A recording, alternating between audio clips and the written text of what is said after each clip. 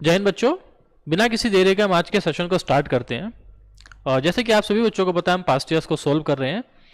ठीक है, आज का बेटा पहला क्वेश्चन क्या बोल रहा है आपसे, A is thrice as good as workman as B and takes 10 days less to do a piece of work than B takes, the number of days taken by B alone to finish the work is। ठीक है, देखो यहां पे ना ऐसे questions में आपको direct पता है, ये जो लाइन है ना, यहां से आप इफिशियंसी का रेशो निकाल सकते हैं। उसने क्या बोला है, A is thrice as good as workman as B. इसका मतलब क्या है कि भी मान लो बी कर रहा है बी यूनिट काम, तो जितना बी काम कर रहा है ना, ए उसका 3 गुना काम कर रहा है। इट मींस कि यहां से मैं ए और बी का इफिशियंसी का रेशो फाइंड कर सकता हूं, दैट इज 3:1। इफिशियंसी मतलब 1 दिन का काम, 1 घंटे का काम, 1 मिनट का काम। वो डिपेंड करेगा कि आपको टाइम किस यूनिट में दे रखा है, क्योंकि यहां पे आपको डेज की फॉर्म में दे रखा है। इसका मतलब क्या है, अगर बी 1 दिन में 1 यूनिट काम कर रहा है तो ए उसका जो है 3 गुना काम कर रहा है, मतलब 3 यूनिट का जो है वो काम कर रहा है। आपको एक बात और याद होना चाहिए कि अगर काम सेम होता है, if total work is same, तो मैंने आपको सिखाया था रेशो की फॉर्म में कि भाई अगर काम सेम है तो इफिशियंसी के रेशो का जो उल्टा होता है, जो इनवर्स होता है, वही आपका डेज का रेशो है। तो अगर ये ए और बी का इफिशियंसी का रेशो है, तो ए और बी का जो डेज का रेशो है, जो टाइम का रेशो होगा, वो कितना हो जाएगा, 1/3। अब आपके हिसाब से अगर ये टाइम का रेशो आपको दे रखा है, तो ए ले रहा है लेट्स से 1 यूनिट का टाइम, बी ले रहा है 3 का टाइम, तो ए अगर आप देखोगे तो बी से 2 यूनिट का टाइम कम ले रहा है। ठीक है, इसका मतलब क्या है, क्वेश्चन में आपसे बोल रहा है ए take 10 days less to do a piece of work than B।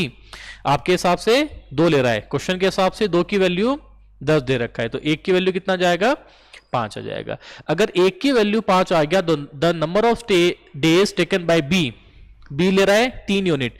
अगर 1 यूनिट की वैल्यू 5 है तो 3 की वैल्यू कितना आ जाएगा, 15, यानी कि 15 डेज। आपका आंसर ब्रावो। ठीक है, चलो क्या बोल रहा है इस क्वेश्चन में, 12 men work 8 hours per day and require 10 days to build a wall. If 8 men are available, how many hours per day must they work to finish the work in 8 days? ऐसे question हम पीछे बेटा solve करते हुए आ रहे हैं।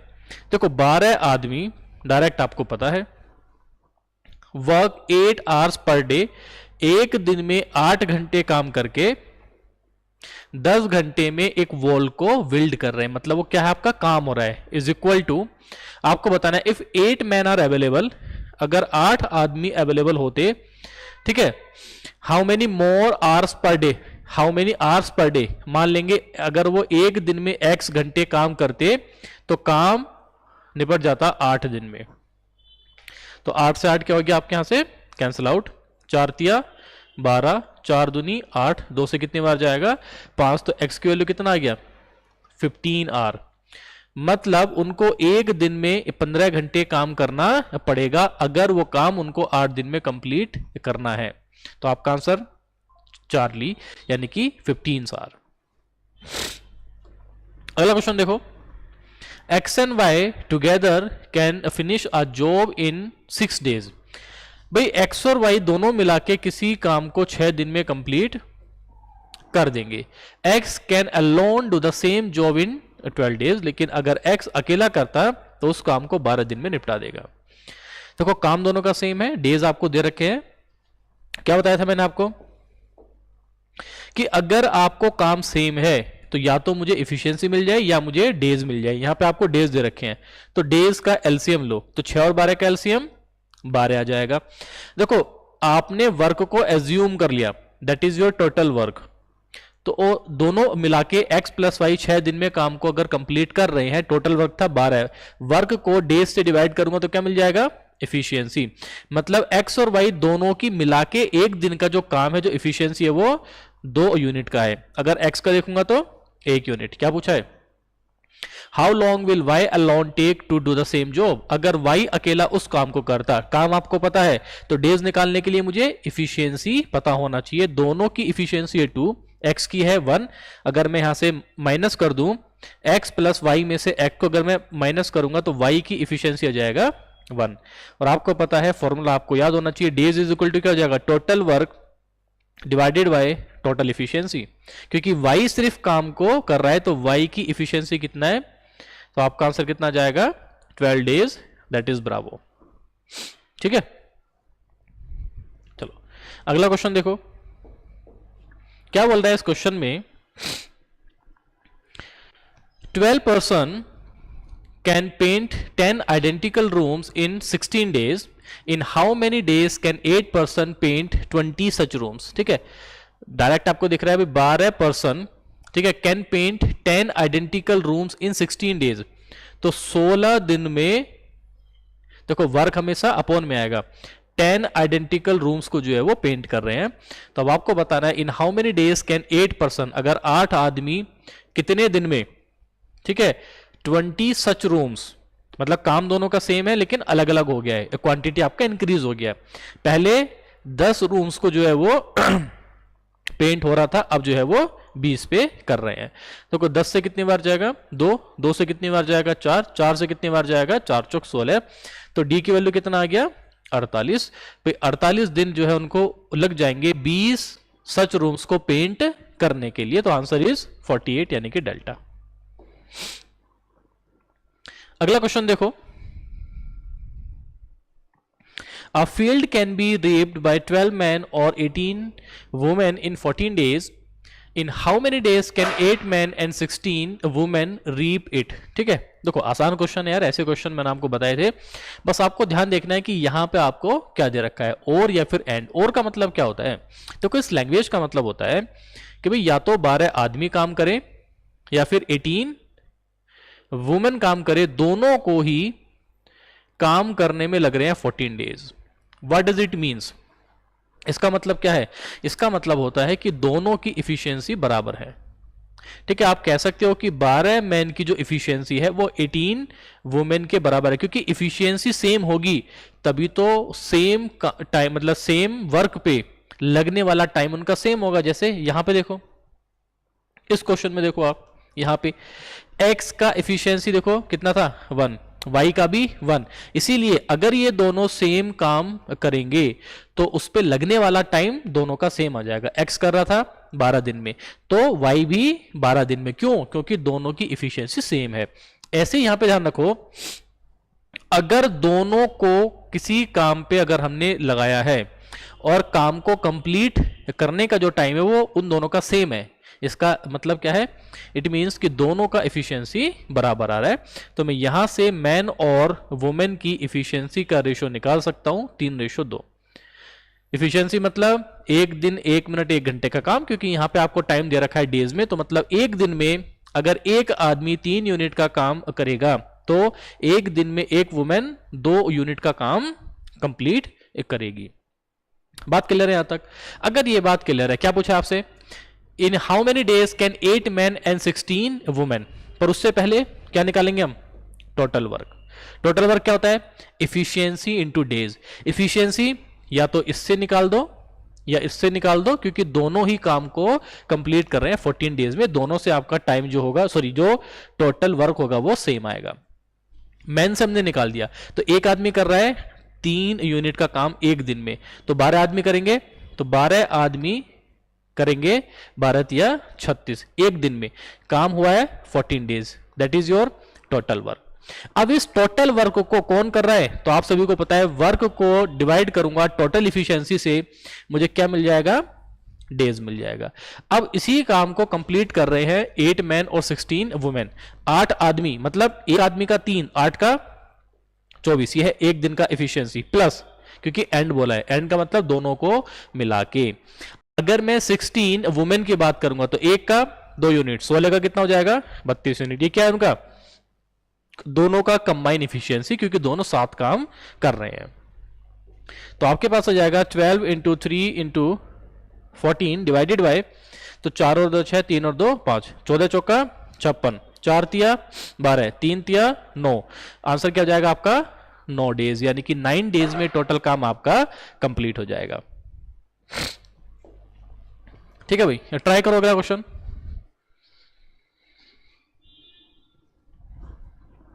Tushar takes 6 hours to complete a piece of work while Amar complete the same work in 10 hours. If both of them work together, then what is the time required to complete the work?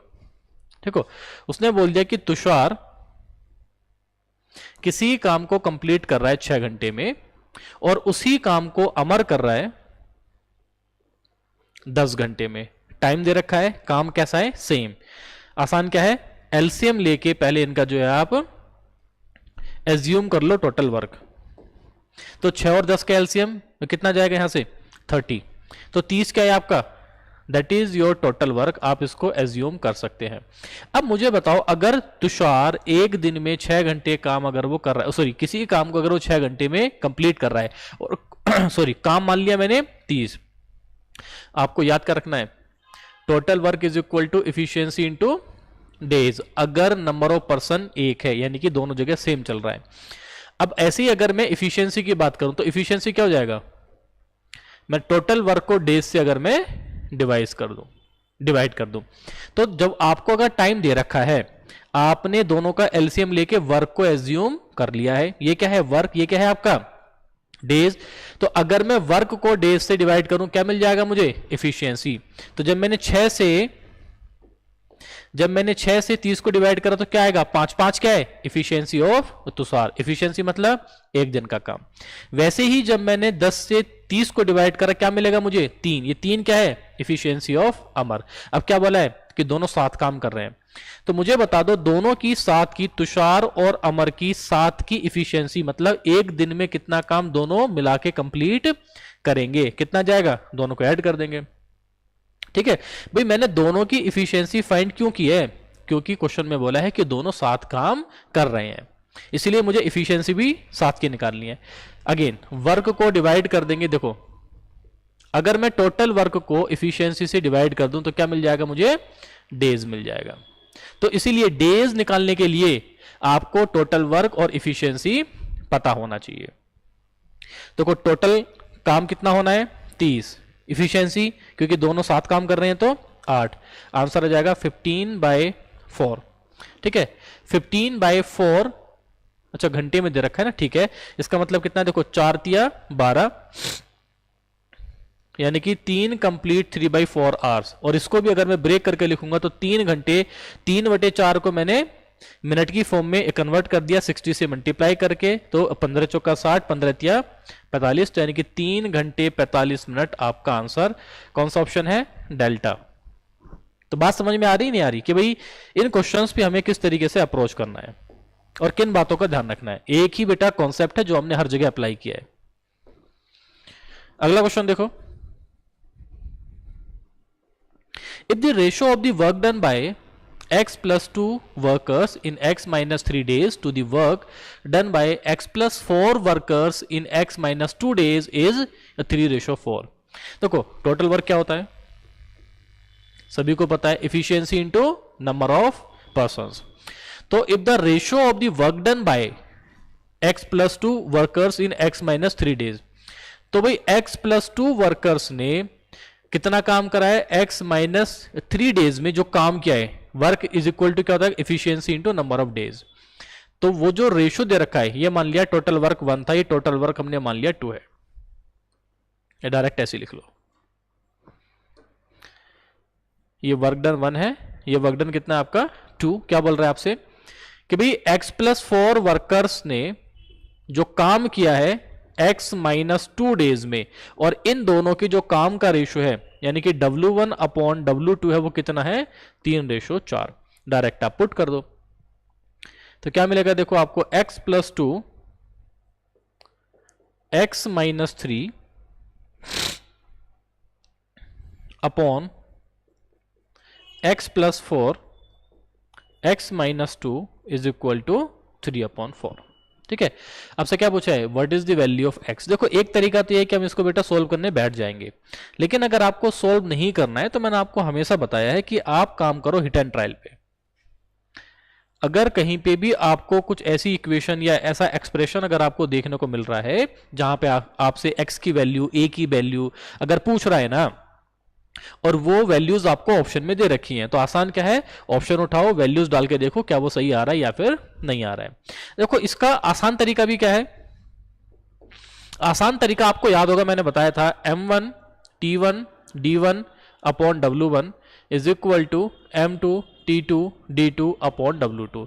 तो जरूरी नहीं है कि आपको इस तरीके से approach करना है। अगर ये डायरेक्ट याद है तो देखो कितने आदमी है, तो x plus 2 workers working x minus 3 days, क्योंकि रेशो की फॉर्म में है तो काम कितना है अब 3।